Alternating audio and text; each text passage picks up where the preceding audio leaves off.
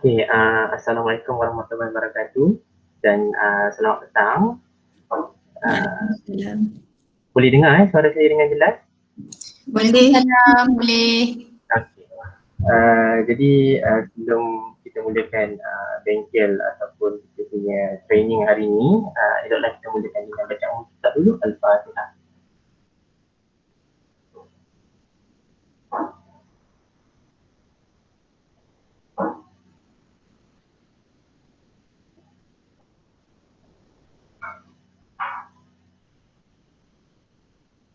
Okey, Alhamdulillah dapat kita bertemu lagi daripada semua.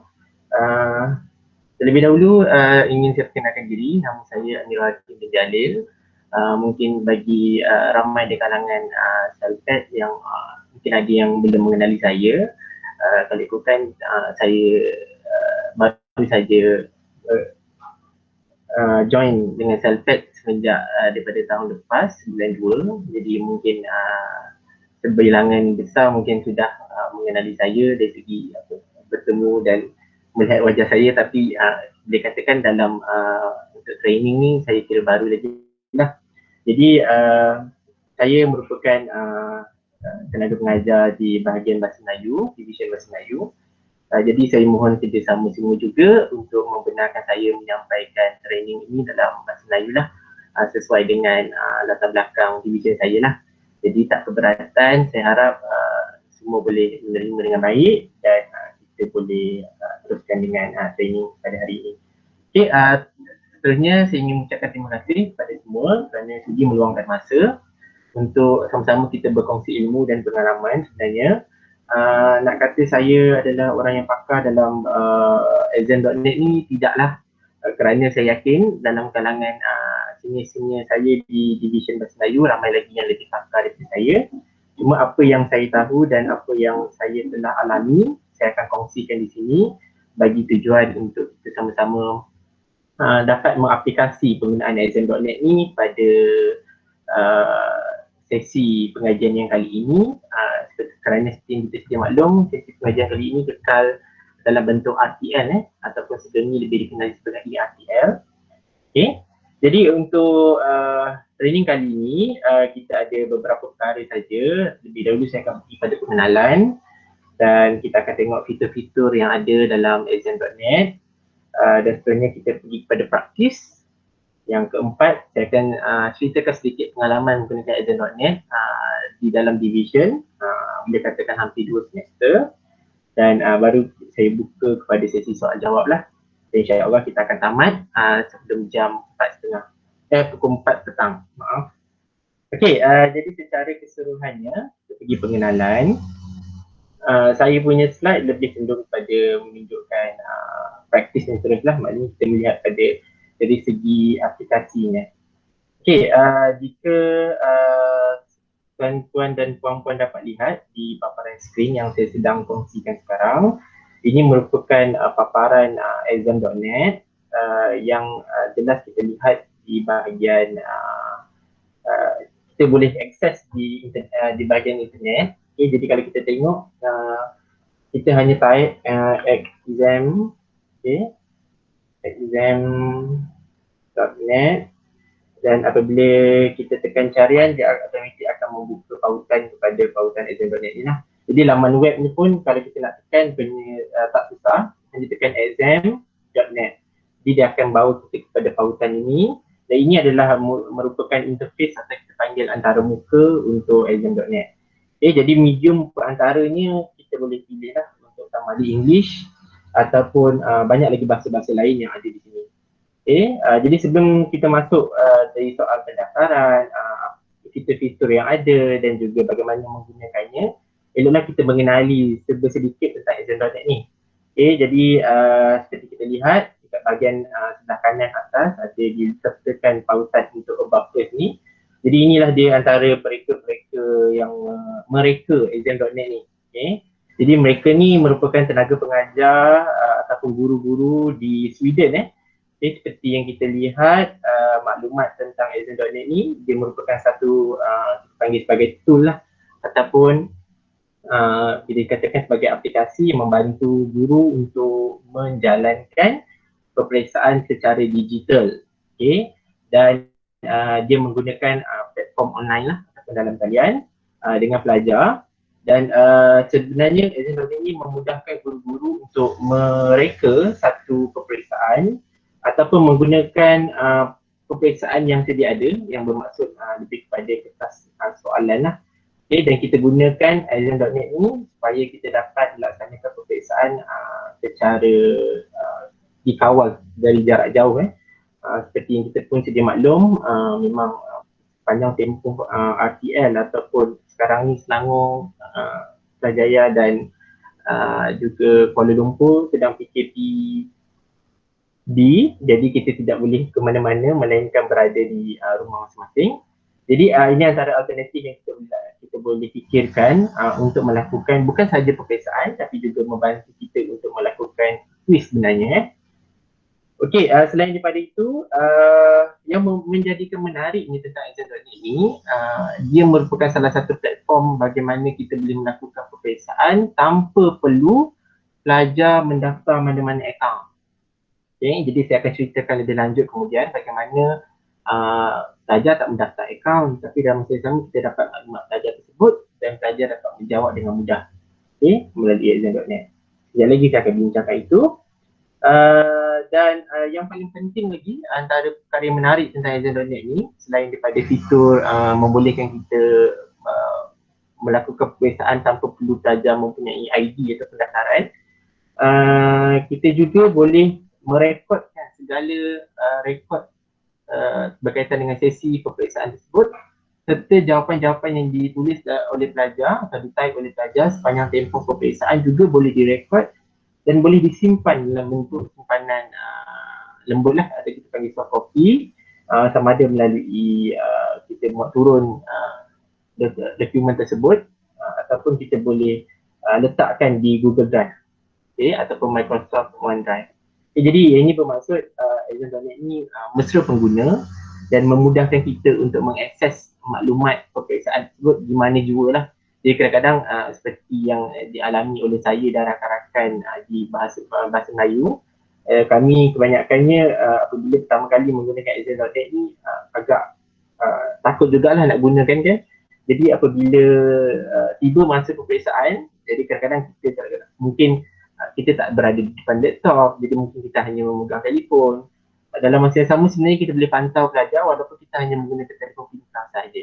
Okay, jadi itu menunjukkan bahawa Exam.net ini merupakan alternatif yang baiklah untuk kita pilih bagi tujuan untuk melakukan peperiksaan secara kawalan jauh. Okay. Jadi dari segi penginstalan atau installation, sebenarnya ada dua kaedah, sama ada kita nak menggunakan web browser ataupun carian melalui web yang saya lakukan tadi, hanya type Exam.net dan kita akan dipautkan ke pautan inilah. Jadi ini adalah muka hadapannya, ataupun seperti yang dinyatakan di bahagian bawah ni, kita juga boleh memuat turun Exam.net ini sebagai satu aplikasi di dalam peranti kita, sama ada di dalam laptop ataupun mana-mana peranti yang lain.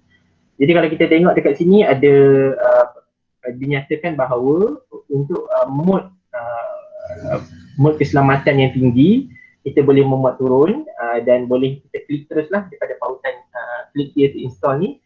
Jadi dia akan membantu kita untuk memuat turun. Jadi macam saya sendiri sudah memuat turun. Kalau kita dapat lihat dekat bahagian bawah, saya ada satu apps yang kita panggil Exam.net kat bawah ni. Okay, jadi bila saya tekan, dia terus buka pada pautan Exam.net ni. Cuma seperti yang dimaklumkan sebentar tadi, yang kita dapat lihat dari segi maklumat tentang Exam.net ni adalah Exam.net ni memerlukan internet untuk kita berhubung antara satu sama lain. Jadi peperiksaan tersebut tidak dapat dijalankan meskipun kita mempunyai aplikasinya ataupun kita boleh mengakses melalui internet yang kita ada, tapi sekiranya pelajar tidak mempunyai capaian internet yang baik ataupun pelajar tidak mempunyai internet yang lebih mudahnya, mungkin akan mengakibatkan peperiksaan itu tidak berjalan dengan lancar. Okay? Tapi berdasarkan pengalaman, Exam.net menggunakan capaian yang sangat rendah lah, jadi dia tidak memerlukan data internet yang tinggi untuk mengakses Azure.net ni. Okay.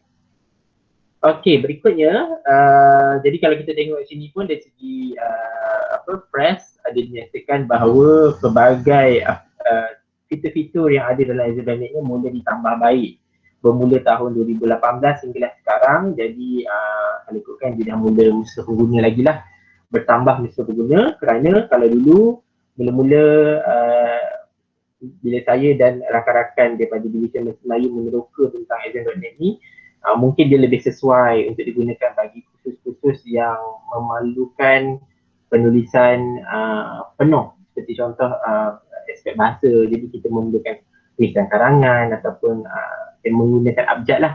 Tetapi apabila saya lihat di segi di sini, kita dapat lihat bahawa untuk subjek-subjek ataupun kursus-kursus yang memerlukan perkiraan, lukisan dan sebagainya juga turut ada disertakan di dalam fitur-fitur baru di dalam Azure.net ni.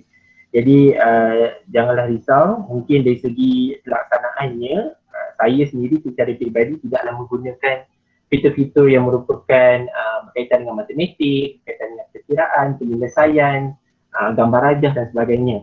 Akan tetapi dinyatakan di sini memang ada disertakan bersama. Okey, berikutnya ini Azure.net. Okey, jadi kita boleh lihatlah dekat sini pun sebenarnya ada disertakan video pendek bagaimana untuk menggunakan Azure.net tu, dan juga kita nak memantau penggunaan Azure.net tu sendiri. Okey, dan Alhamdulillah sepanjang tahun 2020 ni Azure.net ni tidaklah di-charge oleh pihak yang pengeluarnya, kerana dia Azure.net ni cuba untuk memperkenalkan platform ini kepada seluruh dunia lah. Akan tetapi sehingga pada masa kini Azure.net tidak lagi menyatakan sebarang harga ataupun apa-apa charge yang akan digunakan selepas tahun 2020. Jadi sehingga kini masih lagi boleh digunakan, sehingga dimaklumkan kemudian mungkin akan ada perubahan dari segi sama ada charge ataupun tidak.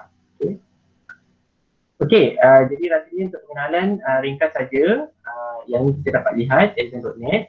Jadi mungkin kita boleh pergi kepada yang kedua, iaitu fiturnya. Kita mengenali Azure.net secara lebih mendalam. Okey, di bahagian ini seperti kita dapat lihat ada dua section di bahagian depan ni, sama ada student atau teacher. Okay, untuk student, seperti yang tuan-tuan dan puan-puan dapat lihat, dia perlu memasukkan exam key. Exam key ni nanti saya akan bincangkan kemudian. Jadi penting untuk saya memperkenalkan bahagian teacher lah, bahagian guru, untuk kita tengok bagaimana penggunaan exam.net yang boleh kita lakukan. Okay, tak apa, saya sign up. Sebab saya dah ada account, jadi saya akan sign in dengan Google lah. Okay, saya memakai account UIE sendiri. Okay. Okay, jadi bila setelah kita mendaftar, soal pendaftaran bagi membuat account bagi Azure.net ini tidaklah sukar-manya, jadi perlu masukkan biasalah kita punya nama penuh, organisasi kita bekerja, dan juga kita perlu mereka password ataupun kata laluan yang kita hendaklah untuk memasuki Azure.net ini. Jadi bagi macam saya sign out, sign in melalui Google, akaun Google UIA, jadi itu memudahkan saya untuk berhubung dengan rakan-rakan yang lain dalam division. Okey, jadi Azure.net ni seperti kita lihat ialah paparannya. Dia akan terus membawa kita kepada exam list. Jadi ini adalah rekod-rekod peperiksaan yang telah dilakukan oleh Division Bahasa Melayu dan juga oleh saya sendiri untuk kita lihat untuk dalam tempoh semester 2 sesi lepas dan semester 3 sesi lepas. Okay, jadi yang bahagian atas dinyatakan exam yang saya sendiri buat, maksudnya saya sendiri lakukan kepada pelajar saya sendiri yang cipta peperiksaan tersebut dan saya sendiri yang jalankan kepada pelajar saya lah. Dan di ruangan bawah ada exam yang peperiksaan yang dikongsi kepada saya. Okay, jadi untuk makluman semua, ini adalah kertas-kertas peperiksaan yang dikongsikan oleh sisi kepada saya untuk diserahkan kepada pelajar. Jadi proses ni sebenarnya bermula daripada peringkat bila selesai kerja vetting di peringkat assignment. Jadi soalan peperiksaan akan disediakan oleh sisi. Jadi apabila sisi telah menyediakan soalan tersebut dalam bentuk PDF, jadi maka akan dikongsikan kertas peperiksaan tersebut di dalam exam.net ni. Okay. Jadi setelah dikongsikan, sebab nanti kita akan ada ruangan untuk kongsikan peperiksaan, nanti saya tunjuk contohnya. Okay. Dan apabila dikongsikan, exam key ni juga akan adalah kat sini exam key kan. Kita tengok sudah tengah ni ada exam key. Jadi exam key ni merupakan kata laluan yang perlu pelajar masukkan apabila dia perlu untuk menduduki peperiksaan ni lah. Jadi contohnya tadi dekat bahagian depan kita dapat lihat ada bahagian student tu ada exam key. Jadi pelajar perlu masukkan exam key yang kita beri. Jadi bukan semua exam key ni kita perlu masukkan. Jadi kerana setiap satu ni merupakan satu peperiksaan. Jadi contoh macam saya 10.30 ni, kalau saya tekan dekat bahagian atas ni, dia akan membawa saya kepada ni lah contoh rekod pelajar saya yang ambil peperiksaan pada semester 3 hari tu. Ini senarai namanya. Jadi apabila pelajar nak masuk, dia perlu memasukkan exam key yang dinyatakan di atas ini. Okay, jadi selepas memasukkan exam key ni, barulah mereka akan masukkan maklumat seperti nombor metrik, nama penuh, nama guru dan maklumat-maklumat yang berkaitan. Jadi setelah selesai mereka akan tunggu dalam ruangan menunggu dan kita akan buka lah misalnya open for new student. Jadi sebagai tenaga pengajar saya akan tekan open. Jadi peperiksaan akan bermula. Jadi secara khusus ni saya akan cerita sekejap lagi. Yang saya nak tunjukkan adalah bagaimana untuk mereka satu peperiksaan ni. Jadi kalau tuan-tuan dan puan-puan dapat lihat dekat bahagian atas ni kita ada ruangan new exam. Ini yang gambar pensel ni. Tak pasti nampak atau tidak, tapi ada gambar pensel dengan perkataan new exam. Jadi tuan-tuan dan puan-puan boleh tekan. Okay. Jadi bila tekan ada beberapa arahan yang diminta untuk kita ikuti dan kita perlu masukkan maklumat yang diminta lah. Okay, jadi contohnya create new exam. Okay, jadi enter exam name. Perlu kita masukkan nama peperiksaan untuk memudahkan kita sendiri untuk melihat sama ada peperiksaan itu yang mana satu. Okay, jadi macam contoh saya secara peribadi ada dua kursus yang berbeza, iaitu kursus Bahasa Melayu untuk pelajar antarabangsa dan juga Bahasa Melayu Berjaya Sains dan Teknologi bagi pelajar-pelajar Malaysia. Jadi ada dua jenis kursus. Perlu untuk saya nyatakan di sini nama kursus tersebut bagi memudahkan saya sendiri untuk mencari peperiksaan tersebut dalam senarai peperiksaan yang ada dan juga untuk memudahkan kita untuk mengarahkan pelajar tu ke dalam peperiksaan yang sepatutnya. Jadi kadang-kadang bila kita tak namakan peperiksaan dengan betul, jadi kadang-kadang menyukarkan kita lah untuk nak masukkan pelajar tu ke bahagian exam yang mana, peperiksaan yang mana. Okay, jadi contoh LM 30, contoh saya pilih Bahasa Melayu untuk okay. Jadi boleh tulis ringkas atau panjang. Cuma ujian bertulis section 1 kita kata ujian bertulis section 1. Okay, jadi semester 1 2020-2021. Okay. Jadi bila kita ada nama peperiksaan ni, paparan untuk nama peperiksaan ni akan keluar apabila peperiksaan nanti, bila kita kongsikan sama pelajar. Dan dalam masa yang sama juga dekat bahagian senarai peperiksaan juga akan keluarlah nama yang mana kita tulis ni. Jadi memudahkan kita untuk mencari dalam senarai peperiksaan yang ada dan juga memudahkan kita untuk mengenal pasti sama ada ini adakah peperiksaan yang patutnya pelajar ambil ataupun tidak. Okay, jadi memudahkan kita lah Untuk peperiksaan exam question ni ada beberapa kaedah untuk kita masukkan soalan. Jadi yang pertamanya yang selalu dilakukan oleh saya adalah menggunakan PDF file lah. Jadi lazimnya kertas soalan memang telah disediakan dalam bentuk PDF. Jadi kita hanya muat naik maklumat file PDF tersebut ke dalam maklumat ni lah. Okay. Jadi contoh saya nak muat naik. Okay. Jadi contoh saya pilih PDF file. Jadi saya cari contoh saya pergi dekat bahagian latihan saya buka satu latihan. Tapi saya bagi contoh saja untuk kursus yang ada latihan soalan.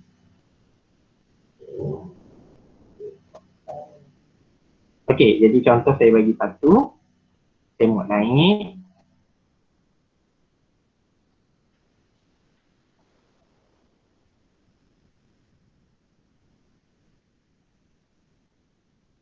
Okey, kadang-kadang dia memakan masa sedikit untuk kita muat naik kerana seperti yang kita semua sedia maklum, Allen ini juga menggunakan data yang sedikit dia tidak menggunakan data yang banyak. Jadi kadang-kadang bila kita punya dokumen tu terlampau berat, berkemungkinan dia mengambil masa sedikit. Bukanlah maknanya tak boleh, tapi kadang mengambil masa sedikit gantung pada capaian tidak semata lah.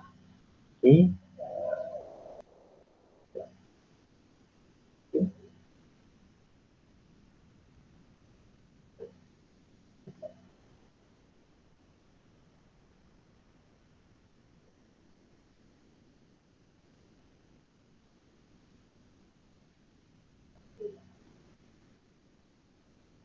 Okey. Tak menjadi pula. Tadi saya buat sekejap jadi je. Yang ni tak menjadi pula. Okay, tak apa. Sekejap lagi saya tunjukkanlah bagaimana untuk setting itu.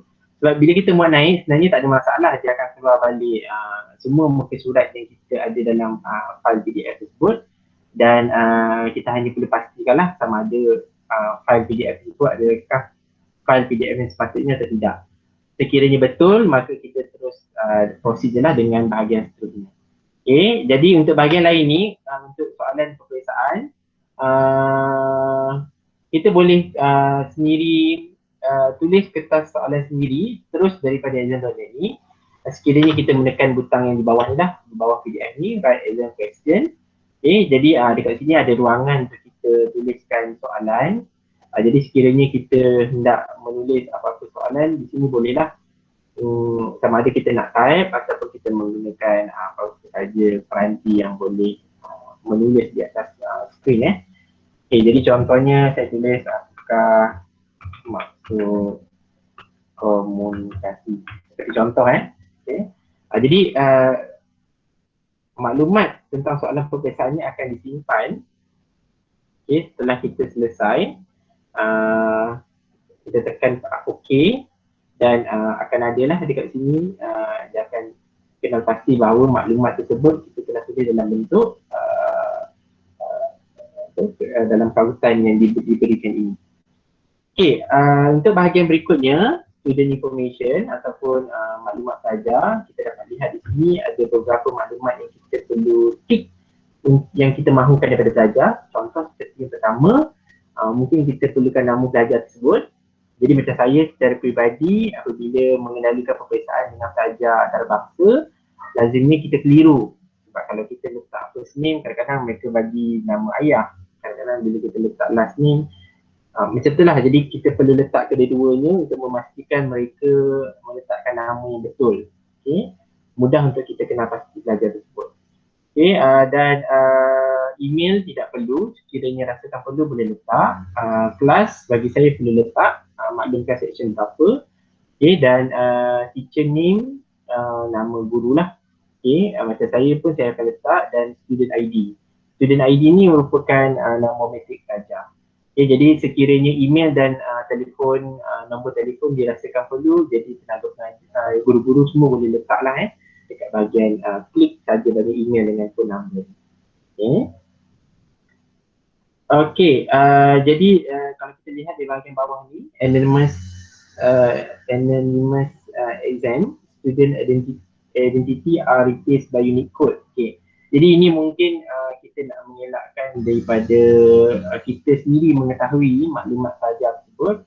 Jadi mungkin kita boleh tekan onkan butang ni untuk memastikan pelajar tersebut kita tak kenal. Maksudnya kita tahu itu ada pelajar kita dan dalam masa sama kita tidaklah melihat maklumat-maklumat yang contohnya seperti nama dan nama metrik. Okay? Jadi nama dengan nama metrik tersebut kalau sekiranya kita tidak mahu lihat, kita tekan butang ini dan dia akan gantikan dengan kod yang tertentu. Okay?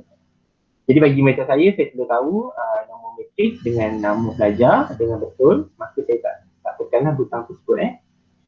Okay, bahagian berikutnya kita ada student workspace ataupun ruangan pelajar. Di bahagian ruangan pelajar ni bermaksud apa yang kita perlukan daripada pelajar di bahagian ruangan tersebut. Okay, jadi macam kita perlukan ruangan untuk mereka menulis. Jadi kalau sekiranya kita tidak tekan ruangan untuk mereka menulis, maka tidak akan adalah ruangan untuk mereka tulis. Mereka hanya boleh lihat sahaja soalan dalam exam.net, tetapi mereka tidak boleh menulis di ruangan di mana bahagian dalam exam.net. Jadi bila menekan butang ini, maka kita membolehkan pelajar untuk menulis di bahagian tertentu. Sekejap lagi saya akan tunjukkan contohnya. Okey, spell check. Okey, bagi saya untuk bahasa Melayu memang tiadalah pilihan di sini untuk melihat ejaan dalam bahasa Melayu. Tetapi bagi tenaga pengajar di bahagian division bahasa Inggeris, maka mereka boleh menekan Just for English untuk menyemak ejaan pelajar-pelajar tersebut. Jadi bila ada kesalahan, maka kita akan dapat lihatlah kesalahan ejaan itu. Okey, selain daripada itu, yang menarik ni juga, sebab ada setengah dari segi pengalaman saya, ada seorang pelajar saya semasa semester 3, dia tidak dapat mengakses exam.net ni. Maksudnya exam.net ni tidak dapat diakses melalui laptop ataupun tab dan juga iPad. Dia hanya ada telefon pintar. Okay? Jadi untuk maklumat semua juga, kita boleh mengakses maklumat di telefon pintar dan pelajar juga boleh buat perkara yang sama. Akan tetapi untuk menjawab soalan, telefon pintar bukanlah salah satu peranti yang baik untuk kita gunakan. Jadi sebab tu saya juga sering mengingatkan pelajar-pelajar saya, sekiranya hendak menjawab peperiksaan dan ujian yang saya lakukan di dalam exam.net, mereka perlu menggunakan laptop ataupun tab dan juga iPad yang mereka ada lah. Sekiranya mereka tiada, mereka terpaksa menggunakan alternatif lain, iaitu saya terpaksa mengarahkan mereka untuk scan hasil penulisan mereka yang mereka tulis atas kertas tersebut, scan melalui telefon mereka dan hantar di exam.net. Okay, ada kaedah dan caranya. Yang tu kita boleh tengok sebentar lagi lah. Okay. Cuma saya nak bagi tahunya ada kemudahan inilah. Jadi pelajar boleh dia boleh lihat soalan melalui telefon, tetapi dia tidak boleh menaik jawapan di telefon dalam exam.net ni. Jadi cara lainnya, dia tulis kertas dan dia scan pakai phone, ada gambar scan dan dia akan muat naik juga dalam exam.net. Jadi tidaklah perlu kita ada setengah tu terpaksa dekat exam.net hantar jawapan, dekat Google Classroom hantar, dekat WhatsApp hantar, jadi maklumat tentang peperiksaan tu akan berterabur. Jadi cara exam.net ni menyediakan meskipun pelajar mempunyai kelemahan dari segi tidak dapat menggunakan exam.net di dalam laptop ataupun di dalam tab atau iPad, mereka masih lagi boleh menulis atas kertas dan mereka perlu scan maklumat mereka tersebut, jawapan mereka tersebut dan hantar melalui exam.net. Okay? Jadi tak ada masalah sampai itu. Okay, untuk accessibility tool, dekat bahagian ni ada dinyatakan beberapa perkara. Jadi secara jujurnya, saya secara peribadi pun tidak menggunakan kesemua tools yang ada ni. Okay, jadi kalau tanya secara sendiri apakah maksud setiap satunya, saya mohon maaf, saya tidak dapat nak terangkan. Tapi saya yakin bila selesai saja training atau kursus ni, InsyaAllah semua dapat mengakses dan melihat sendirilah apa kelebihan-kelebihan yang ada dalam ni. Okay, berikutnya audio file. Yang ni juga saya tidak pernah lakukan, akan tetapi ada tenaga pengajar dari Division Bahasa Melayu yang telah guna. bagi membuat ujian mendengar. Okay, jadi ada beberapa rakaman audio yang direkodkan dan dimuat naik di sini di dalam Exam.net, dan berdasarkan rekod rakaman suara tersebut, pelajar-pelajar bolehlah menjawab soalan yang diberikan. Jadi itu merupakan salah satu kaedah yang salah satu fitur yang baguslah di dalam exam ini yang disediakan, kerana kita juga boleh melakukan exam ataupun ujian mendengar di dalam Exam.net ni. Jadi kita tidak perlu rungsing untuk memilih mana-mana app ataupun aplikasi yang lain. Jadi muat naik saja di sini, sama ada dalam format MP3 ataupun format WAV. Jadi bila kita muat naik, jadi akan memudahkan kita untuk melakukan ujian mendengar lah. Okey, berikutnya kita ada subject tool. Subject tool ni contohnya sekiranya tenaga pengajar nak menggunakan fitur-fitur seperti drawing, melukis, ataupun calculator, GeoGebra, Desmos, matematik formula dan programming, maka perlu tekan butang open lah. Jadi tekan butang open ni membolehkan, kalau kita dapat lihat belah atas kanan ni, bila kita klik dia akan keluar lah. Jadi ini juga image yang akan keluar di bahagian jawapan pelajar, yang membolehkan pelajar untuk melihat sama ada mereka boleh menekan kalkulator, melukis ataupun membuat sebagainya.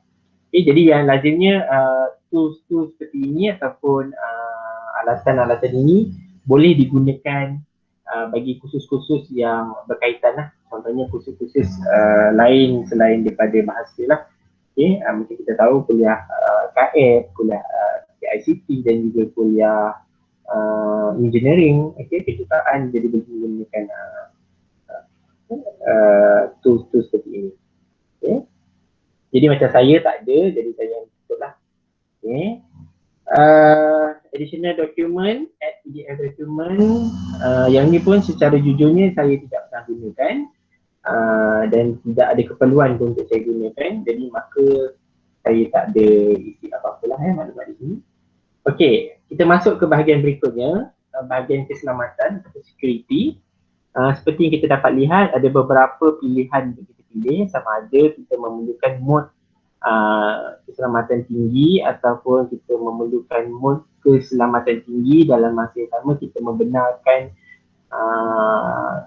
pelajar untuk membuka mana-mana browser, ataupun kita hanya membenarkan pelajar untuk menggunakan mana-mana browser.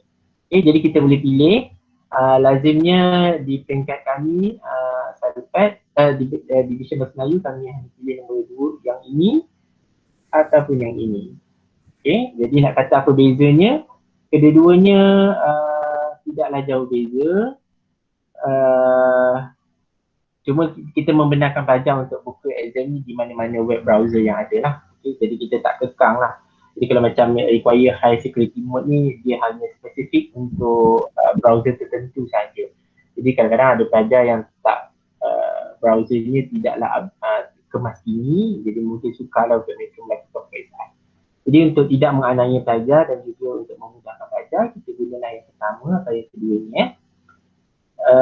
Berikutnya, setting for the lower security mode. Okay. Bila kita nak tekan untuk security mode ni, akan ada beberapa kaedah untuk kita tekan pelajar daripada keluar masuk. Maksudnya bila kita dah masuk peperiksaan, mungkin dia tak boleh keluar, dia tak boleh buka mana-mana web browser yang lain. Dia hanya boleh buka satu tab saja, dan sekiranya dia keluar daripada exam tersebut, maka dia terpaksa beri alasan lah. Jadi perkara-perkara begitu kita boleh letakkan dalam setting. Contohnya bila pelajar keluar daripada Exam.net tersebut, dia perlukan explanation, dia beritahu kepada kita apa yang sedang dia lakukan, kenapa dia keluar daripada Exam.net tu. Jadi bila kita klik yang atas ni, dia akan bagi tahu lah, dia kena masukkan reason sebab kenapa dia keluar daripada screen penuh Exam.net tu. Okay, tetapi pelajar akan dinyah kuncikan secara segeralah Jadi kita tak perlu nak tekan butang unlock tu untuk exam. Jadi mereka terus boleh unlock sendiri. Okay, berikutnya notify the student but don't lock the student. Okay. Jadi maksudnya yang kedua ni sekiranya kita nak pilih untuk kita maklumkan kepada tenaga pengajar, tetapi dalam masa sama kita tak lock student. Maknanya student masih boleh menjawab walaupun dia cuba keluar daripada exam ni, dia masih boleh masuk semula dan terus menjawab macam biasa tanpa ada masalah. Ataupun kita juga perlukan explanation pada dia. Jadi contohnya dia cuba keluar daripada exam.net, bila dia nak masuk balik, kita perlu beritahu kita apakah masalah yang YouTube ni. Apakah masalah yang dia sedang hadapi. Contohnya macam tiba-tiba dia buka web browser yang baru, dia buka tab pada web browser dia untuk cari jawapan dan sebagainya, maka kita perlukan penjelasan tersebut dan pelajar tersebut perlu tunggu selama 30 saat. Okay. Sekiranya pelajar tersebut kerap kali keluar masuk peperiksaan, maka kalau satu kali dah 30 saat, jadi kalau dah 2 kali dah 60 saat, jadi itu dah memakan masa seminit. Jadi lazimnya macam saya, bila saya lakukan peperiksaan ni, memang kita tidaklah minta untuk pelajar tunggu selama 30 saat. Sebaliknya kita hanya tekan butang yang atas lah, require an explanation but unlock immediately. Okay, jadi ada banyak pilihan yang lain untuk kita pilih apa yang kita mahukan semasa peperiksaan tersebut. Ini boleh katakan kawalan peperiksaan semasa peperiksaan berjalan lah. Okay, jadi boleh tekan di pilih atas.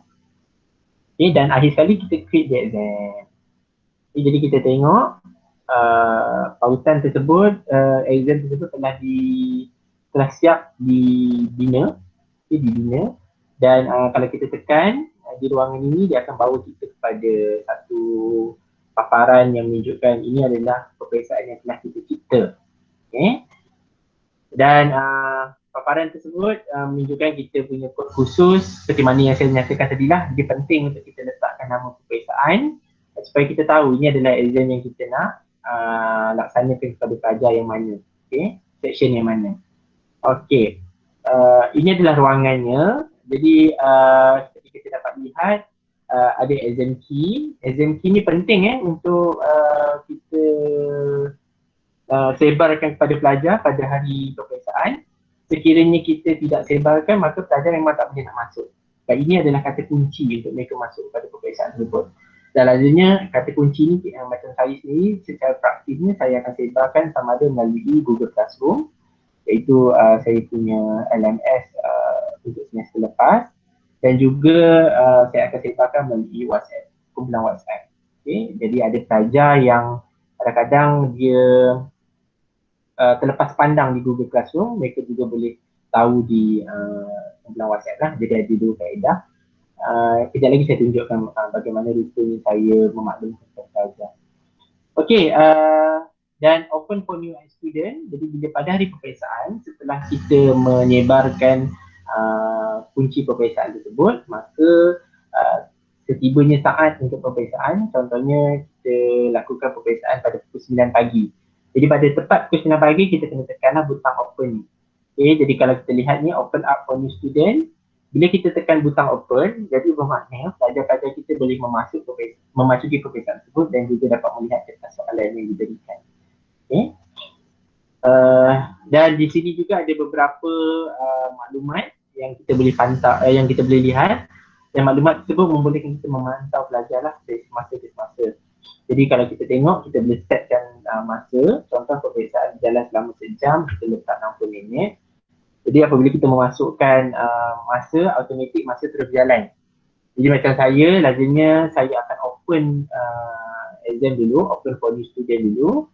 Jadi nanti saya akan masukkan masa lah. Jadi saya akan tambah sedikit 1 minit dan 2 minit ke, bergantung pada berapa lama masa yang diambil untuk pelajar masuk. Okay, dan kita juga ada butang for submission.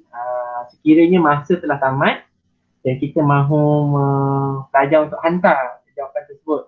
Okay, sebab masa yang diperuntukkan telah cukup, jadi kita tekan butang for submission ni. Jadi pelajar yang selesai menjawab ataupun tidak selesai menjawab, mereka tidak lagi dapat mengakses peperiksaan tersebut. Sebaliknya, kita telah memaksa mereka untuk menghantar dan semua jawapan mereka telah direkodkan. Okay. Okay, individual exam key to resume the exam. Okay, ini antara perkara penting yang kalian tuan-tuan dan puan-puan perlu tahu.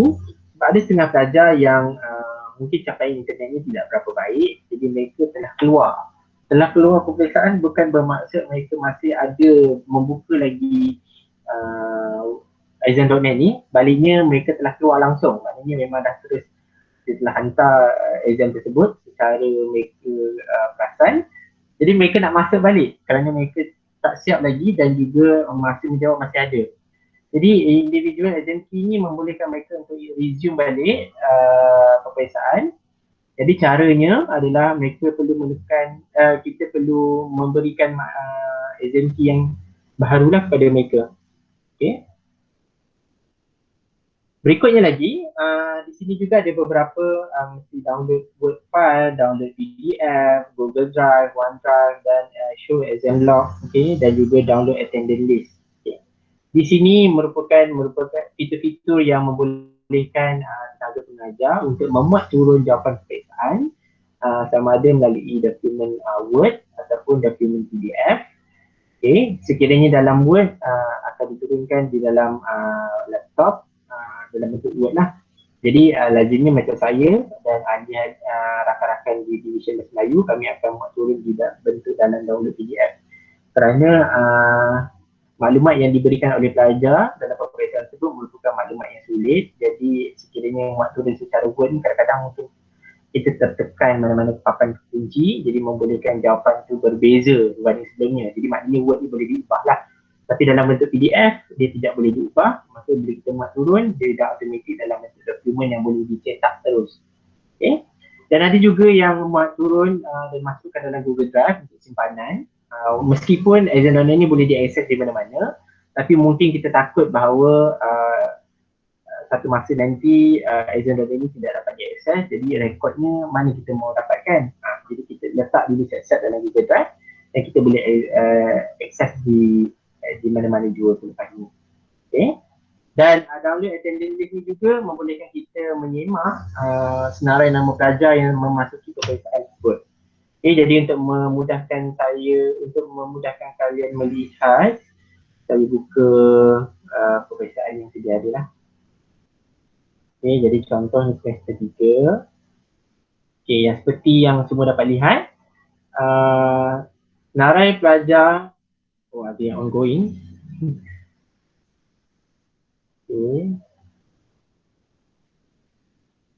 Okay, tak apa, tak ada masalah pun. Okay, jadi yang ni yang menunjukkan bila sudah pelajar masuk, pelajar kita akan dapat lihat 24 orang telah menyertai peperiksaan. Okay, 24 started the exam. Okay, dan ongoing pun dia lazimnya akan sama lah, 24 di started exam dengan 24 ongoing. Okay, tapi setelah selesai, submitted the exam ni akan tunjukkan lah berapa banyak yang telah menghantar peperiksaan tersebut atau tidak. Okay, jadi macam saya ni memang pelajar saya jumlah 23. Kenapa jadi 24? Sebab Salzat ni kalau kita dapat lihat sebelah kiri ni, dekat bahagian bawah ni pun ada nama dia, dekat bahagian atas pun ada. Jadi dia masuk melalui 2 peranti. Jadi ada satu tu dia tak selesai, jadi dia tetap ongoing. Cuma kalau ikutkan di bahagian depan ni, saya sebenarnya telah tutup open setelah tutup peperiksaan ni, jadi sebenarnya tak ada masalah. Pelajar tersebut masih tidak boleh akses lah. Kerana saya telah tutup peperiksaan tersebut. Okay, jadi download attendance list, kalau kita dapat lihat kat sini, bila saya tekan download, sebenarnya okay, ini senarai nama pelajar yang telah menjadi peperiksaan. Jadi kita ada rekod lah dia sama juga dengan Google attendance list. Okay, dalam Google ni.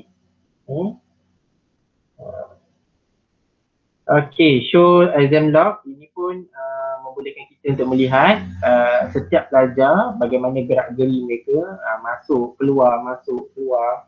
Okay, ada yang tunggu, lost focus dan sebagainya. Okay, untuk jawapan peperiksaan, kita dapat lihat semasa peperiksaan sendiri kita dapat lihat sebenarnya apa yang pelajar jawab. Contoh macam bila kita pergi tekan mana-mana nama, bila kita tekan mana-mana nama pelajar, Exam.net akan membawa kita kepada pautan ini dan kita dapat lihat dekat bahagian atas ni daripada status dengan action, jadi kita dapat tengok student answer. Okay. Jadi ini secara langsung kita dapat lihatlah ini jawapan-jawapan pelajar yang dia telah type dan telah tulis dalam ruang jawapan dalam Exam.net. Jadi ini secara tak langsung kita dapat pantau sama ada pelajar tersebut telah menjawab sepenuhnya ataupun tidak. Barangkali ada pelajar yang masuk lambat dalam peperiksaan, jadi kita lihat mungkin dia hanya sempat menjawab soalan nombor 1 dengan nombor 2. Jadi soalan-soalan lain juga dia tak sempat jawab. Jadi mungkin kita boleh bertanya sama ada adakah dia sendiri pasti untuk menghantar peperiksaan tersebut ataupun belum. Kiranya dia sudah bersedia, maka kita terimalah apa sahaja jawapan yang diberikan. Sekiranya tidak, mungkin kita boleh beri masa tambahan 1 atau 2 minit lah. Okay, untuk mana-mana maklumat yang tak lengkap. Okay. Selain daripada itu, kita juga muat turun contoh macam bila saya pautan yang penuh, saya dapat lihat download PDF. Okay, kita ada pilihan sama ada nak muat turun jawapan pelajar satu persatu ataupun kita muat turun ke semua jawapan pelajar dalam satu file. Okay, jadi yang ini memudahkan semualah. Ya, bila kita muat turun semua maklum jawapan pelajar dalam satu file, itu memudahkan kita untuk menyemak lah. Kita tahu ini pelajar daripada section 1 dan kita boleh hanya buka satu file dan kita boleh akses ke semua jawapan pelajar section 1. Jadi tak perlulah kita muat turun satu persatu, jadi dia akan leceh.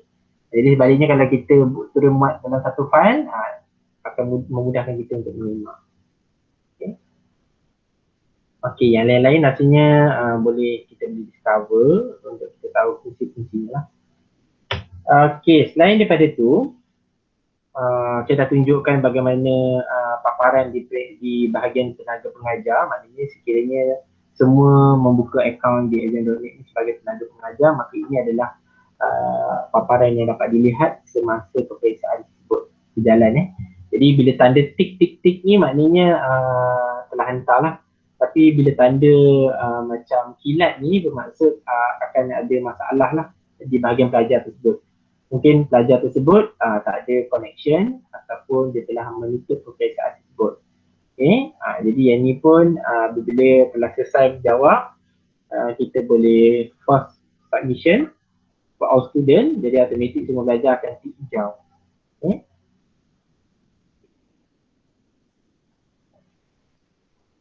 Berikutnya lagi,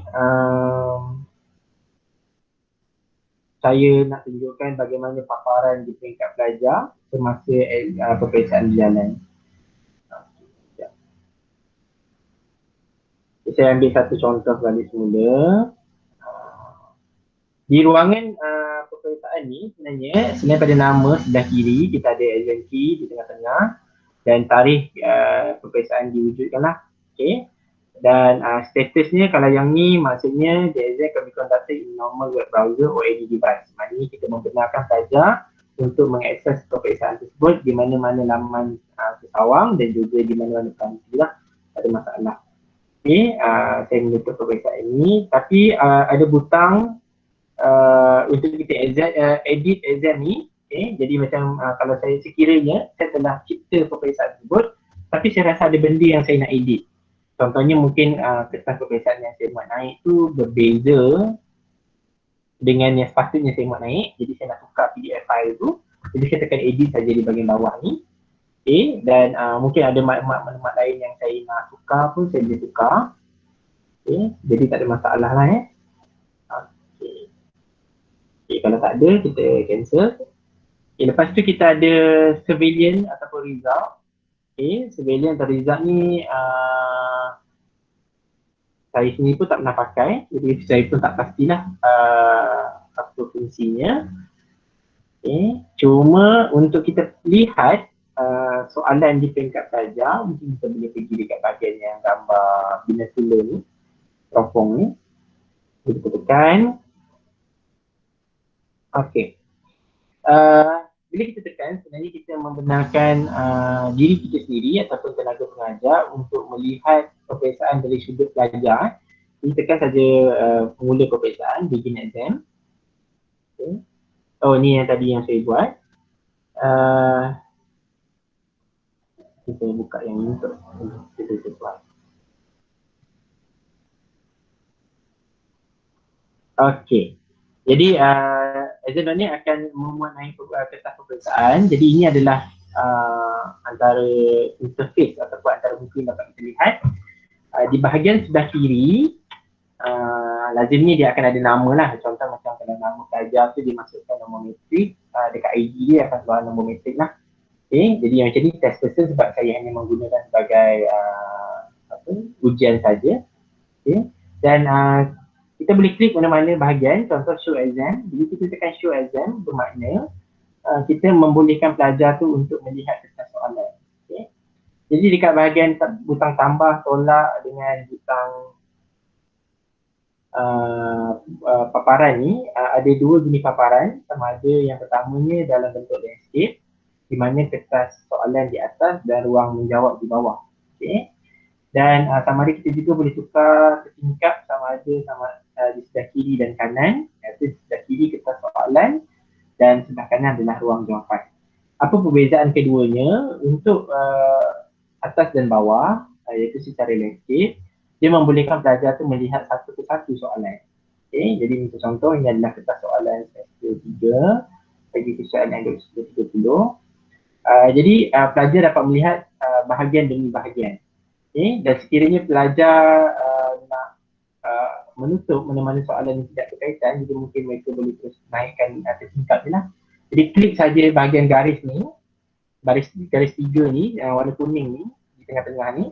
Jadi kita hanya gerakkan saja, turun naik. Okay, jadi kalau sekiranya kita nak tutup soalan nombor 2 ni, tak nak tengok dulu, kita boleh arahkan pelajar untuk naikkan. Okay, dan itu membolehkan pelajar membuka lebih luas ruang jawapan di bawah. Okay, jadi tak ada masalah lah untuk pelajar nak tulis. Okay. Dan sekiranya pelajar menggunakan pilihan yang kedua, iaitu di sebelah kiri dan kanan, kiri kertas soalan dan sebelah kanan ruang jawapan, juga garis kuning di tengah ini membolehkan pelajar menukar cara melihat kertas soalan dan juga ruang jawapan. Jadi lazimnya pilihan yang ini membolehkan pelajar untuk melihat soalan secara keseluruhan. Dalam bentuk PDF yang penuh lah. Jadi satu muka surat saya dapat lihat dengan jelas. Okey, berikutnya lagi ada butang tambah dan tolak. Ini kita panggil butang magnifier, membolehkan saja zoom in, zoom out kertas soalan. Okay. Dia tidaklah berfungsi sebagai zoom in, zoom out untuk ruang jawapan. Sebaliknya hanya untuk kertas soalan saja. Okay. Jadi kalau kita beli pada mood atas bawah, saya adjust sikit, saya pergi pada soalan. Jadi pelajar dapat lihat soalan bahagian A nombor 1. Seperti mana kita dapat lihat dalam kertas soalan secara fizikal, begitu juga pelajar dapat lihat lah. Jadi itu sebablah dicadangkan exam.net kerana peperiksaan ini seakan-akan peperiksaan fizikal yang sebenar. Cuma metod atau kaedah yang digunakan adalah secara dalam talian, itu saja. Okay, dan dari segi peringkat pelajar pula, bagaimana mereka nak menulis jawapan. Okay, mereka boleh memilih untuk menulis jawapan di writing area. Kalau klik sebelah kiri atas, kita dapat lihat show exam dengan writing area kan. Okay, writing area ni membolehkan pelajar untuk menulis apa-apa sahaja jawapan di ruangan jawapan. Sama ada menggunakan apa-apa kaedah, sama ada menaik jawapan satu-satu ataupun juga mungkin boleh menulis di atas kertas bahagian sini lah. Okay. Jadi contohnya macam mungkin kita boleh menulis jawapan contoh soalan pertama tadi, kita tengok dulu soalan pertama. Okay. Soalan pertama berkendakkan tuliskan ucap selamat dalam bahasa Melayu bagi perkataan berikut. Get well soon. Jadi mungkin pelajar boleh memberi jawapan semoga cepat sembuh. Okay. Jadi mungkin menulis dengan pensel tu tidaklah begitu bagus. Jadi mungkin pelajar ni boleh menaiklah. Okay. Semoga cepat sembuh. Ya. Jadi pelajar tidak perlu lagi menulis maklumat seperti nombor metrik dan juga nama penuh di ruangan ini kerana di peringkat awal apabila pelajar masuk sudah ada maklumat yang perlu pelajar isi dan maklumat tersebut akan turut dicetak bersama dengan tanggapan yang ditulis di pelajar ini. Okay. Okay. Jadi inilah kaedahnya. Kalau bertanya pada saya, apakah rupanya bila pelajar menulis jawapan, inilah caranya. Jadi macam saya, lazimnya pelajar akan saya suruh pelajar labelkan lah. Jadi contohnya soalan 1A. Jadi 1A. Okay, jadi pelajar hanya labelkan nombor soalan dan terus tulis jawapan tanpa perlu menyalin semula soalan tersebut. Okay. Dan berikutnya kita turun ke bawah soalan 1B. Okay, contoh 1B. Okay. Soalan 1B berkaitan dengan good evening. Okay, selamat petang. Dan lazimnya apabila pelajar menulis jawapan, ada kecenderungan pelajar akan typo lah, salah mengeja ataupun salah tulis.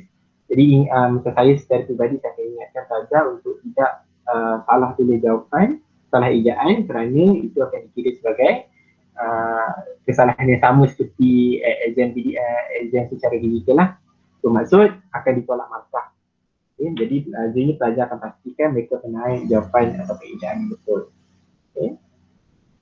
Okey, dan seterusnya boleh diteruskan sehinggalah soalan-soalan berikutnya yang lain. Jadi tak ada masalah untuk pelajar cuba bagaimana pelajar nak menulis jawapan. Sekiranya ada dalam soalan itu berbentuk esei, esei itu maknanya panjang lah, esei panjang, karangan dan sebagainya.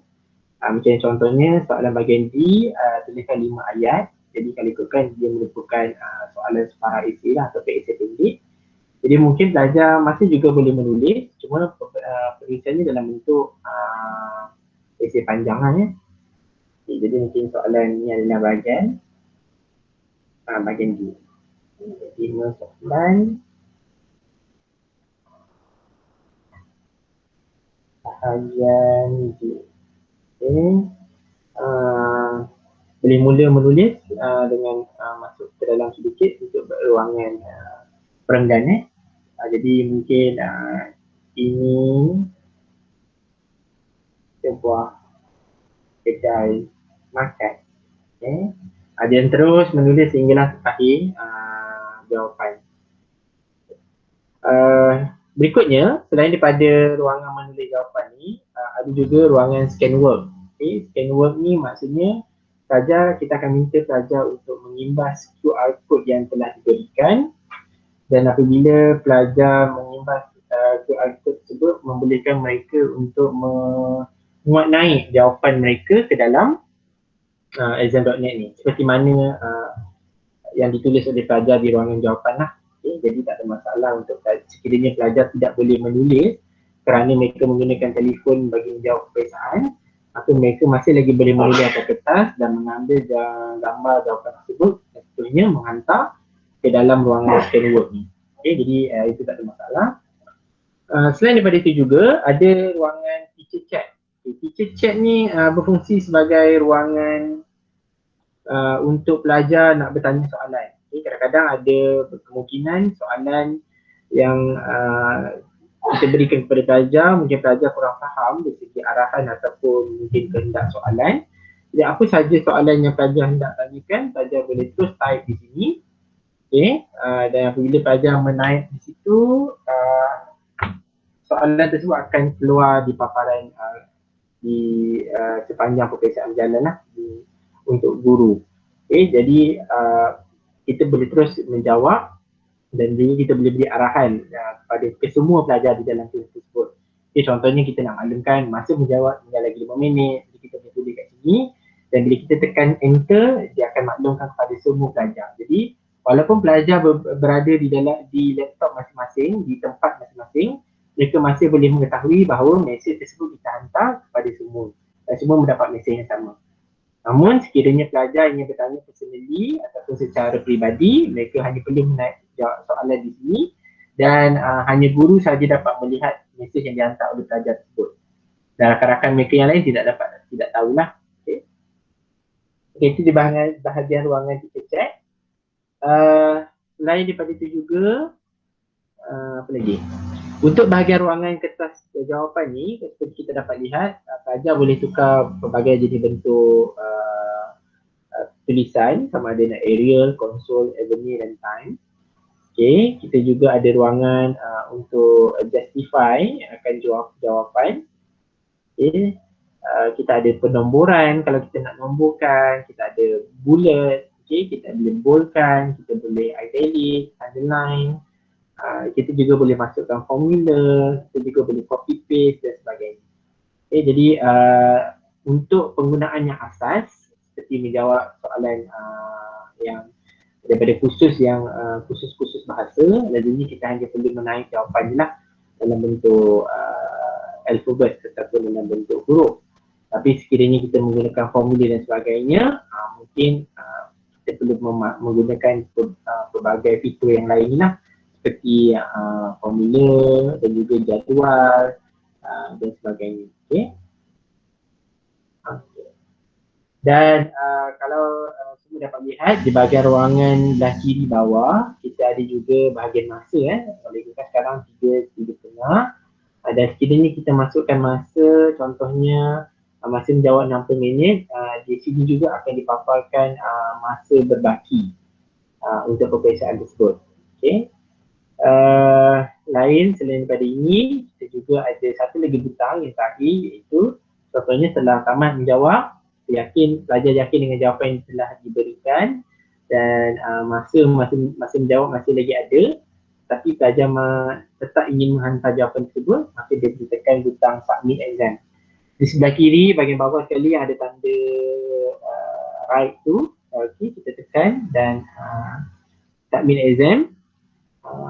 Exam donate akan bertanya pada kita sama adakah pasti untuk menghantar dan telah selesai menjawab pertanyaan. Maka bila kita tekan submit exam, automatik akan ada satu paparan keluar sebenarnya. Sebab ini saya pakai akaun saya. Paparan tersebut akan menunjukkan bahawa pelajar tersebut, nombor metriknya dan juga namanya telah menghantar keputusan, telah menghantar jawapan yang telah ditulis oleh pelajar tersebut. Okay, jadi kita akan dapat lihatlah nanti di ruangan ini, okay, submitted the exam, jumlah pelajar yang menghantar. Kiranya pelajar telah menekan butang submitted the exam tadi. Okay. Okay.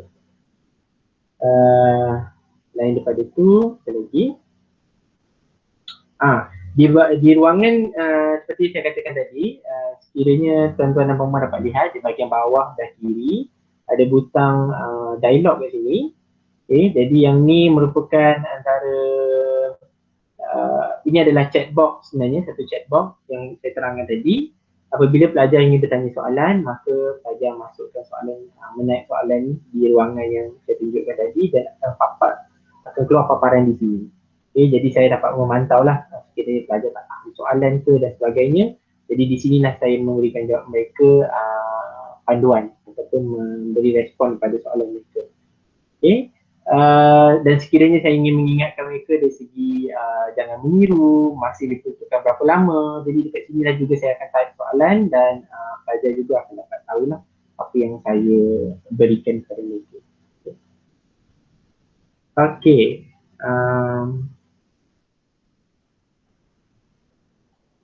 Contoh. Saya tunjukkan paparan kertas jawapan yang dapat dilihat setelah pelajar semua pelajar menghantar jawapan.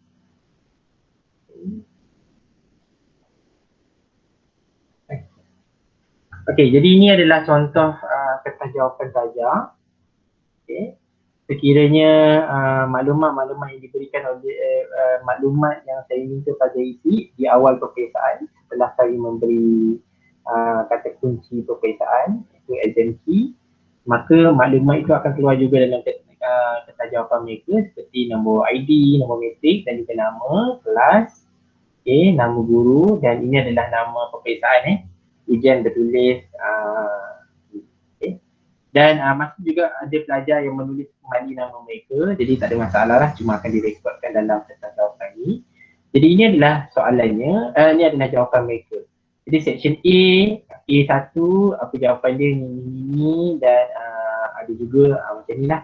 Ini yang saya nyatakan tadi, pelajar menulis typo, dia menulis jawapan dengan ejaan yang salah, typo Jadi bila ada typo, akan dianggap salah oleh saya sendiri kerana saya telah maklumkan untuk menulis jawapan dengan ejaan yang betul. Namun sekiranya salah, maka dianggap sebagai kesalahan. Jadi inilah dia contoh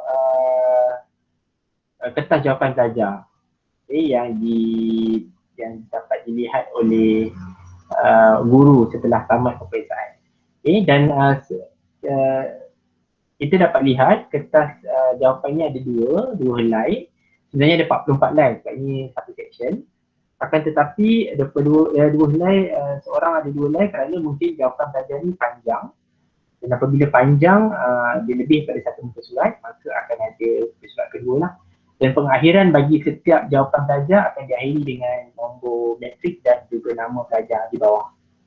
Jadi ini menandakan bahawa kertas jawapan pelajar tamat di sini. Jadi saya tahulah sama ada pelajar ni kertas dia, kertas jawapan dia ada satu atau dua. Sebab saya tu buat turun secara satu section kan. Jadi satu section saya nak tahu satu pelajar tu menjawab berapa helai. Jadi macam ini dia mungkin jawab ni tu 2 helai. Yang ni satu helai saja. Satu helai, satu helai, tidak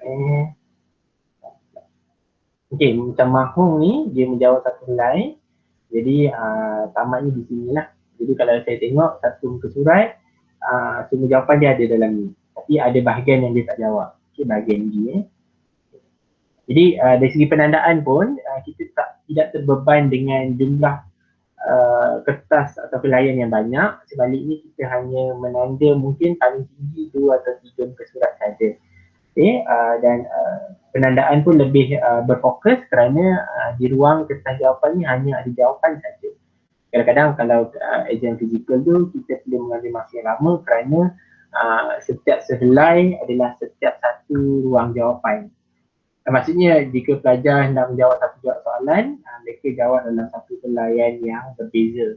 Jadi itu menyukarkan mereka untuk menyukarkan kita lah sebagai pengajar untuk menyemak jawapan pelajar. Jadi yang ini senang sebab hanya satu muka surat dan kita terus tanda semua jawapan yang ada. Namun bergantung pada kursus masing-masing lah. Macam saya, kursus SM30 ni soalannya tidaklah berat dan soalannya agak mudah sesuai dengan tahap Bahasa Melayu peringkat 1 dan mudah untuk kita menanggil lah Okey, selain daripada itu juga ini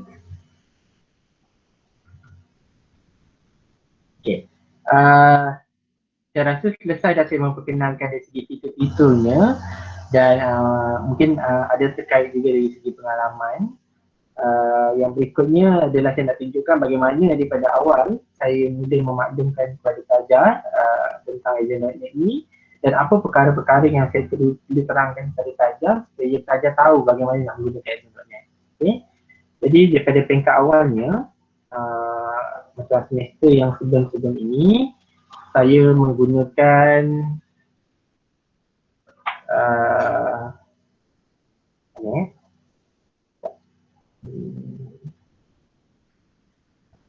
okey, kita saya capture di sini.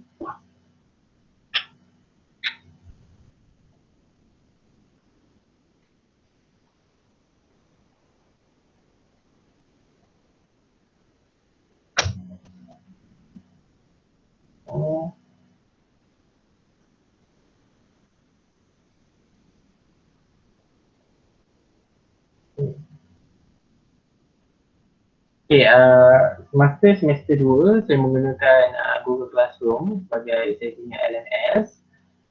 Jadi sebarang makluman berkaitan dengan peperiksaan di tutor kelas saya maklumkan di Google Classroom. Jadi peringkat awalnya sebelum tarikh peperiksaan yang sebenar, kami di Division Bahasa Melayu memang perlu melakukan ujian rintis lah untuk memperkenalkan platform exam.net ni kepada pelajar. Dan apabila nak membuat ujian rintis ni, kita perlukan sediakan beberapa panduan dan juga pautan lah kepada exam.net tersebut supaya pelajar tahu bagaimana nak menggunakannya. Jadi ini adalah arahan saya dalam Google Classroom pada 21 bulan 7 dan saya juga masukkan exam key kalau semua dapat lihat exam key di sini, exam key yang kedua di sini. Ini kerana saya menggunakan ujian dalam membuat ujian rintis bagi ujian dalam talian 1 dan ujian dalam talian 2. Sebab untuk kursus ni ada 2 jenis ujian yang menggantikan peperiksaan ujian pertengahan semester dan juga peperiksaan akhir. Maka ada 2 exam key lah dan ada 2 jenis ujian rintis yang saya lakukan. Okay, dan selain pada itu juga saya ada menyediakan satu panduan penggunaan exam.net. Ini adalah untuk kursus Bahasa Melayu Kerjaya bagi pelajar-pelajar Malaysia. Jadi panduan ni sebelum ujian apa yang pelajar tersebut perlu lakukan, dan semasa ujian apa yang perlu dilakukan, dan selepas ujian apa yang perlu dilakukan. Jadi ini secara tak langsung memberi gambaran awal kepada pelajar apa yang perlu dilakukan semasa untuk menghadapi ujian tersebut menggunakan exam.net. Jadi buka laman sesawang, pastikan menekan butang student, masukkan exam key, lengkapkan butiran peribadi yang diminta, tekan butang fetch the exam dan tunggu sehingga timbulnya paparan the exam is ready. Tekan butang begin exam dan anda boleh menjawab. Ini adalah sebelum ujian. Jadi maksudnya lagi setengah jam sebelum peperiksaan bermula, memang saya akan berikan saya minta pelajar untuk bersedialah masukkan maklumat peribadi dan masukkan exam key. Seterusnya mereka boleh mula menjawab setelah saya membuka peperiksaan tersebut. Dan semasa ujian, pelajar boleh berhubung dengan tenaga pengajar di bahagian teacher chat. Dia akan keluar di bahagian sebelah kiri dan kita minta pelajar untuk kekal dalam ruang menjawab. Maknanya bila dia buka exam.net, kalau boleh jangan buka web-web lain, browser lain, nota lain, sebab paparan exam.net ni dia akan keluar dalam bentuk full screen. Contoh saya lupa nak tunjuk tadi. Bila saya tekan preview exam, bila saya tekan begin exam, kalau tuan-tuan dan puan-puan lihat, automatik saya punya komputer akan buka secara full screen. Setingkap komputer saya akan terbuka secara full screen, paparan penuh. Jadi ini bermaksud sekiranya contoh pelajar tekan butang escape sebab dia nak buka web browser yang lain ataupun nak mengakses nota ataupun nak buka apa-apa perkara lain lah selain daripada exam.net ni, pelajar akan tekan butang escape. Bila tekan butang escape akan keluar satu paparan di sini menunjukkan bahawa pelajar kena lock. Screen unlock, maknanya pelajar tidak boleh masuk, tak boleh menjawab, tak boleh memberi jawapan selagi mana mereka tidak menulis sebab kenapa mereka keluar daripada full screen tersebut, paparan penuh tersebut. Jadi sebab tu saya ingatkan di sini, di ruangan ni, pastikan anda kekal dalam ruang menjawab soalan tanpa membuka atau membuka paparan lain kerana anda akan terkunci secara automatik daripada menjawab ujian yang sedang berjalan. Jadi bila pelajar memasukkan sebab kenapa dia keluar, mungkin tertekan ke ataupun tanpa sengaja tertekan butang escape, tertekan butang lain, dari sini alasan-alasan yang diberikan pelajar lah. Kita akan, sistem akan memastikan pelajar tersebut terus unlock sekiranya kita menetapkan tetapan selepas 30 saat baru dia keluar daripada unlock. Namun sekiranya masih lagi dalam unlock, sekiranya kita meletakkan tatapan pelajar setelah memberi alasan mereka terus boleh menjawab, maka lepas pelajar memberi jawapan mereka akan terus boleh menjawab soalan tersebut seperti biasalah. Dan selepas ujian, tekan butang submit exam sekiranya anda sudah selesai menjawab dan anda boleh keluar daripada laman sesawang exam.net. Ini arahan mudah. Sepanjang pengalaman saya memang pada peringkat awal akan hadapi sedikit masalah sebab pelajar akan tanyalah macam mana nak beri jawapan, tapi kebiasaannya semua pelajar memang tak ada masalah untuk menjawab semasa tempoh peperiksaan.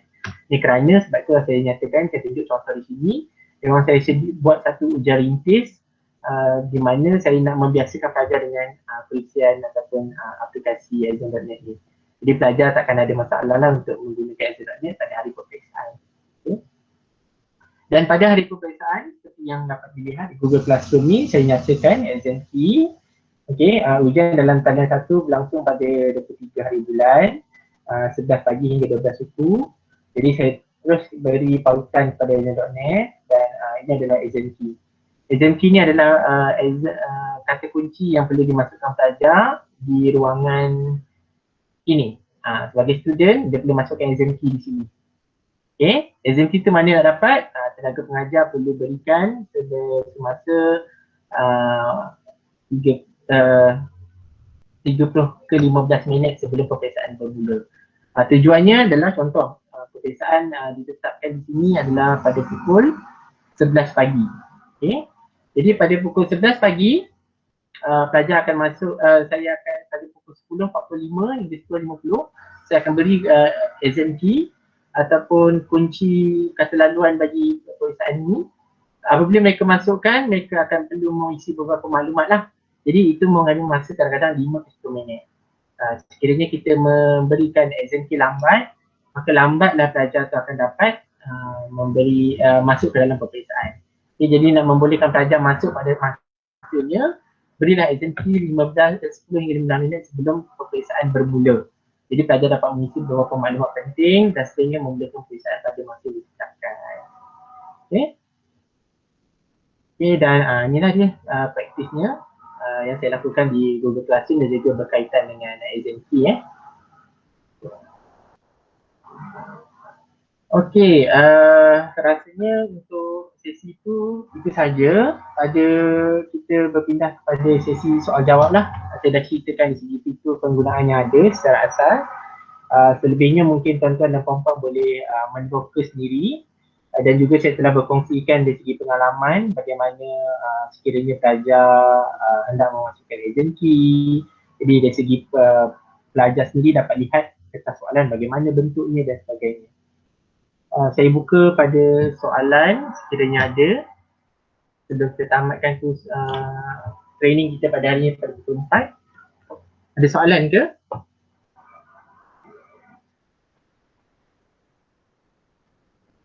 Saya mohon maaf, mungkin ada sedikit bunyi yang mengganggu di belakang kerana jiran saya tengah membuat renovasi rumah. Jadi sudah hampir 3-4 minggu bunyi begini. Jadi kadang-kadang dalam talian saya pun terganggu disebabkan oleh bunyi seperti ini. Jadi saya mohon maaf, training hari ini, tadi saya dah minta kerjasama dia untuk senyap sekejap selama 2.5 hingga 4, tapi ni mula balik lah. Okay, ada soalan? Waalaikumsalam. Assalamualaikum. Pada Amirul, tahniah, insyaAllah good session. Dapatlah buka minda sikit kan tambah-tambah ilmu. Cuma saya nak tanya according you punya experience. Sepanjang you said you dah praktis sekali dalam 2 semester kan? 3 dekat semester kan? So apa masalah pelajar yang pernah yang you boleh kongsi kita orang? Contoh yang basic dalam coverage, katalah budak tu baru jawab sekian dan coverage kan dan kata ulang tak apa. So satu macam lah cabaran-cabaran masalah yang pernah berlaku masa pelajar menjawab soalan tu. Terima kasih. Okey, terima kasih Dr. Sabaria. Jadi saya nak kongsikan dari segi masalah tu, boleh saya katakan tidaklah begitu ketara. Melainkan masalahnya adalah berkaitan dengan capaian internet lah. Untuk pelajar Malaysia, maknanya pelajar-pelajar daripada Malaysia yang mengambil kursus untuk saya ni kursus LM206, bahasa 2026, bahasa Melayu Kejaya, pelajar-pelajar Malaysia memang tak ada masalah. Maksudnya dari segi capaian internet mereka pun tak ada masalah. Dan dari segi untuk menjawab dalam tempoh yang diberikan pun tak ada masalah.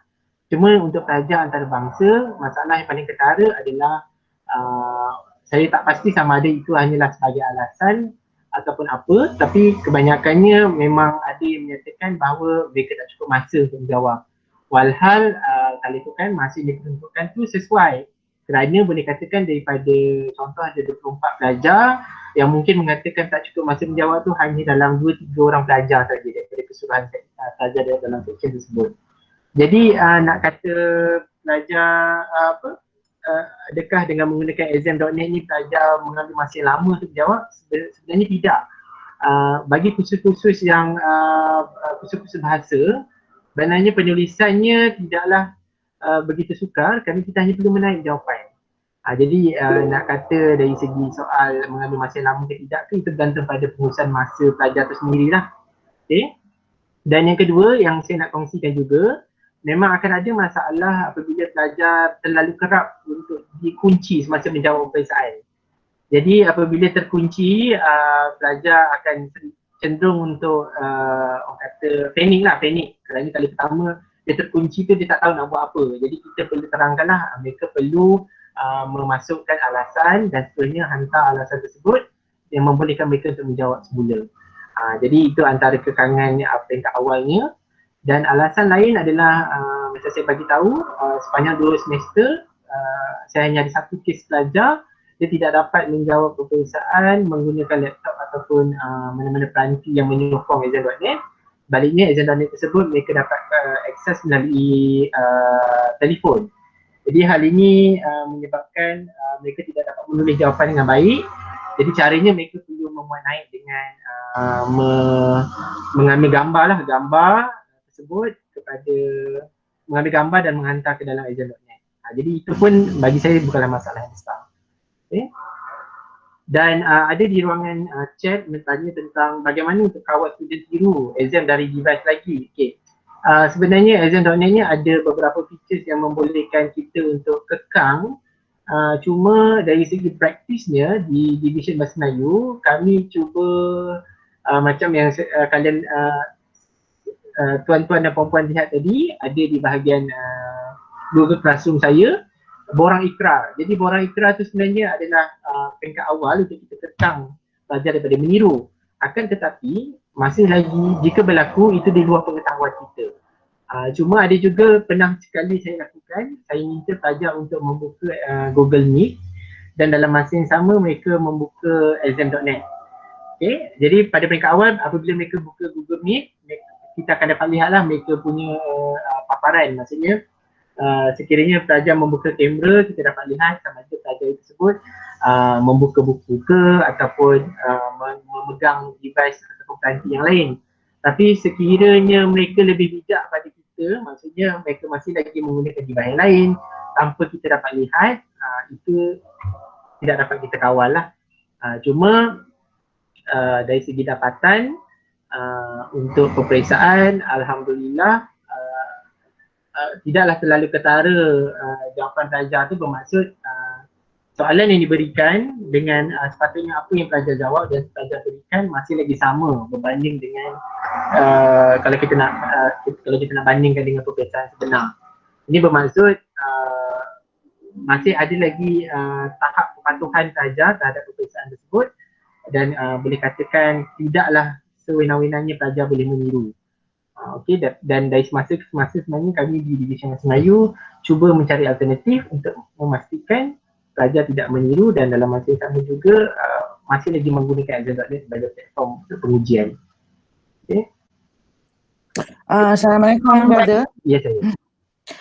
Saya nak tanya, ada pautan untuk bila kita guna exam.net ni, ada pautan dengan program-program yang boleh check for plagiarism tak? Macam turning in ke apa ke atau benda tu kita kena subscribe asing pula? Oh okey, secara praktisnya memang saya sendiri pun tak ada check macam tu. Cuma untuk itu rasanya fitur tu belum ada lagi lah. Jadi mungkin kena add on another kena tambah lagi pilihan yang lain untuk menyokong persemakan tersebut lah.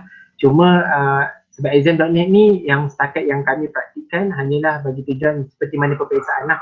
Sebab peperiksaan yang dijalankan secara fizikal seperti kita dapat lihat, sebagaimana jawapan yang pelajar tulis, begitu jugalah kita akan semak. Jadi kalau nak semak dari segi turn-in dan dari segi plagiarism tu kita tak dapat kenal pasti sebab belum ada lagi fitur untuk mengkolaborasikan antara perisian plagiarism tu ke dalam exam.net. Okay, cuma itulah macam saya kata tadi, dia lebih mirip kepada peperiksaan fizikal cuma dijalankan dalam talian. Maknanya seperti mana yang pelajar tulis dalam kertas jawapan semasa peperiksaan fizikal, sebegitu jugalah kita akan dapat dalam peperiksaan dalam exam.net ni. Maknanya tidak ada jauh beza lah. Cuma kita tak dapat nak semak lah sama ada pelajar melakukan plagiarism ataupun tidak. Okay. Dan ada juga yang bertanya tentang ada cara bagaimana pula untuk marking. Dari segi praktis, kami di Division Bahasa Melayu apabila telah tamat peperiksaan di setiap ujung semester, sisi akan bertindak sebagai orang yang dipertanggungjawabkan ataupun orang yang melakukan cetakan lah, maksudnya di peringkat division, sisi akan sisi yang berkongsikan soalan tersebut. Jadi di peringkat sisi juga sisi dapat lihatlah semua jawapan pelajar daripada semua section. Jadi sisi akan menghantarkan salinan soft copy ke peringkat di bahagian peperiksaan untuk dicetak, dan apabila telah dicetak, kertas tersebut akan diberikan semula kepada tenaga pengajar untuk disemak satu persatu. Jadi alternatifnya bagi pandangan saya lah, alternatifnya mungkin saudara tuan-tuan dan puan-puan boleh semak terus melalui peranti yang membolehkan semakan terus, contohnya macam menggunakan iPad ataupun tab. Jadi boleh terus tanda bila kita muat turun jawapan dalam bentuk melalui PDF, sebenarnya kita boleh buka PDF tersebut dan kita boleh terus tanda sebenarnya. Tapi bagi tujuan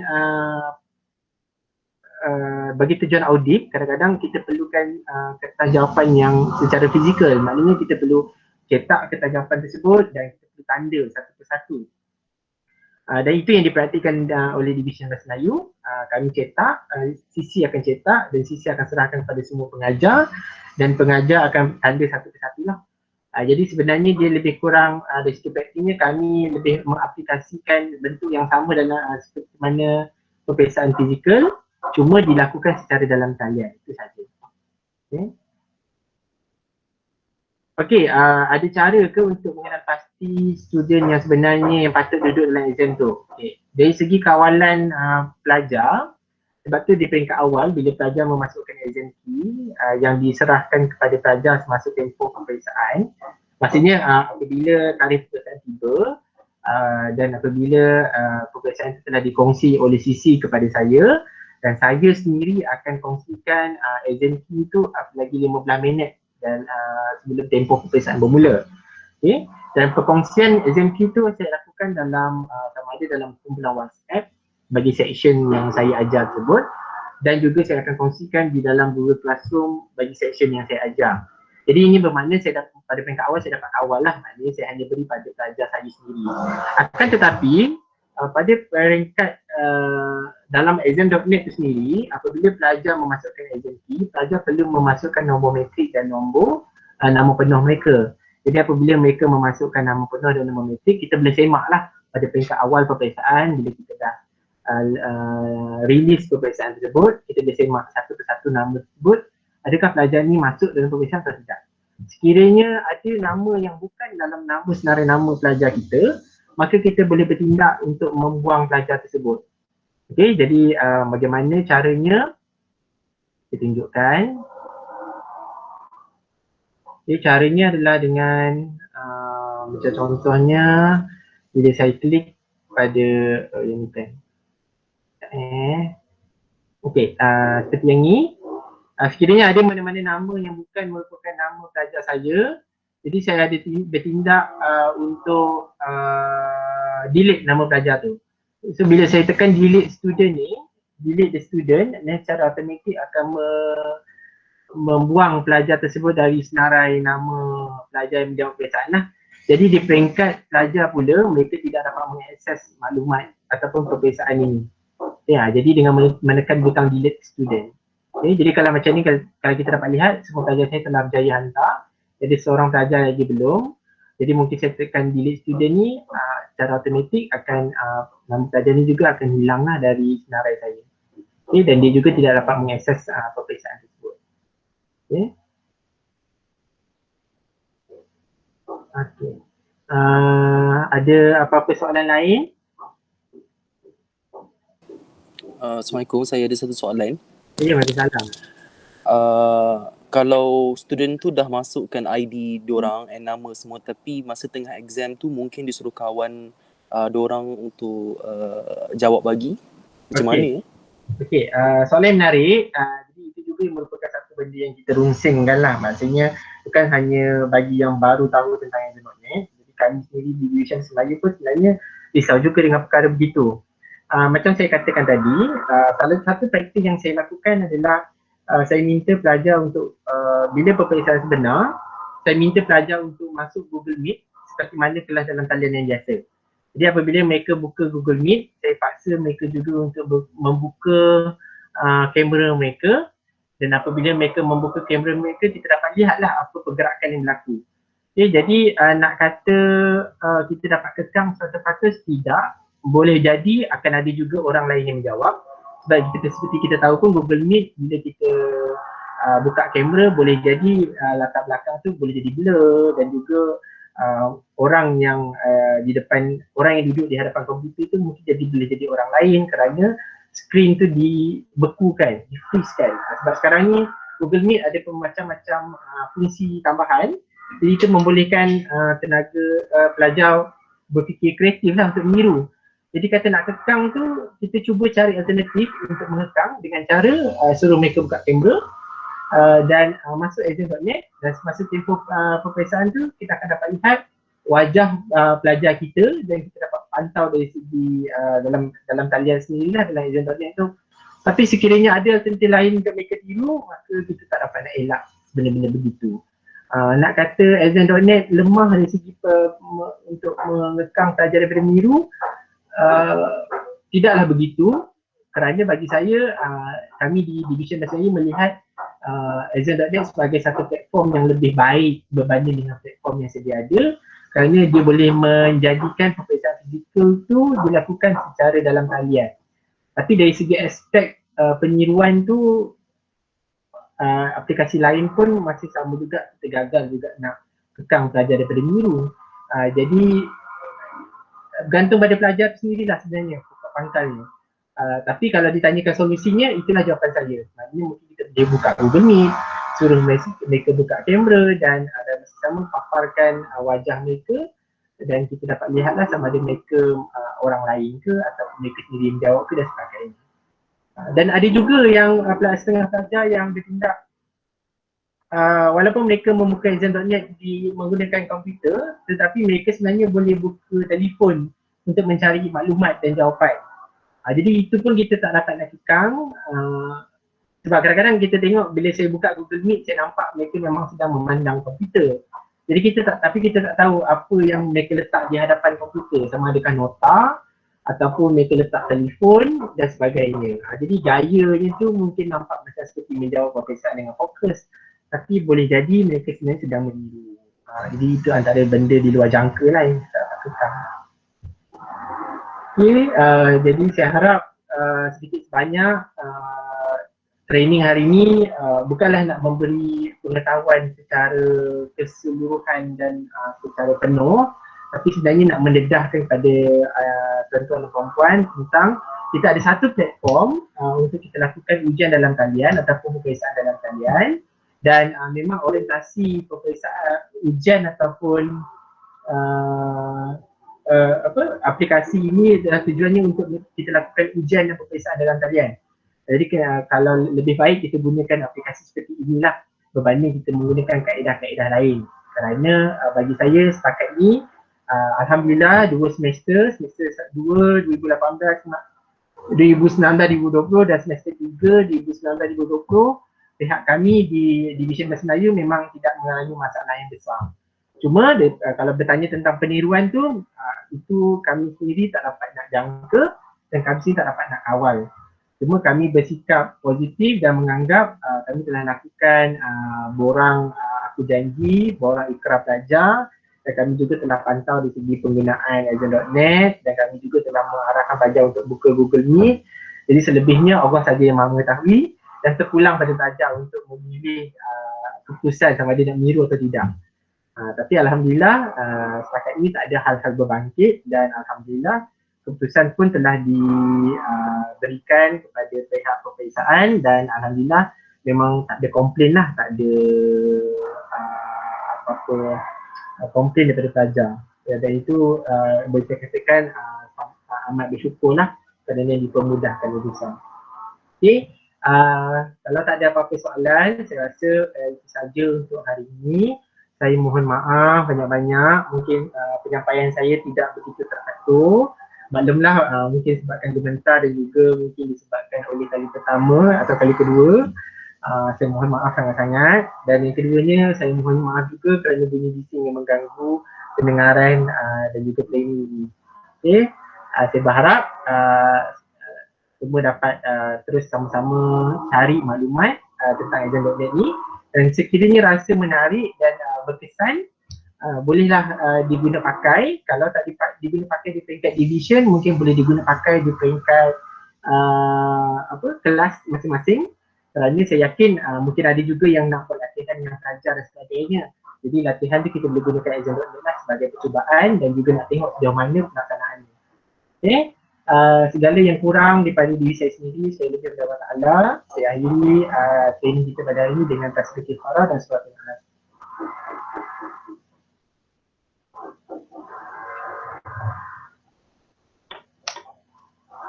Okay, Assalamualaikum. Terima kasih semua kerana meluangkan masa. Syukran Amirul. Okay, Assalamualaikum warahmatullahi wabarakatuh. Yang belum isi attendance, minta record attendance dulu ya, sebelum leave. Dan itulah ulang suara semula daripada pihak penganjur. Mohon kerjasama untuk mana yang boleh isi borang kehadiran, sila isi ya, sebab ini boleh dikira sebagai satu training yang boleh dimasukkan dalam APA. Jadi kita pun dah mendekat ujung tahun, mungkin ada yang masih tak cukup jam untuk APA, untuk training, jadi boleh masukkan supaya boleh dikira lah sebagai satu training. Okay. InsyaAllah di lain masa kita berjumpa lagi. Assalamualaikum warahmatullahi wabarakatuh. Waalaikumsalam.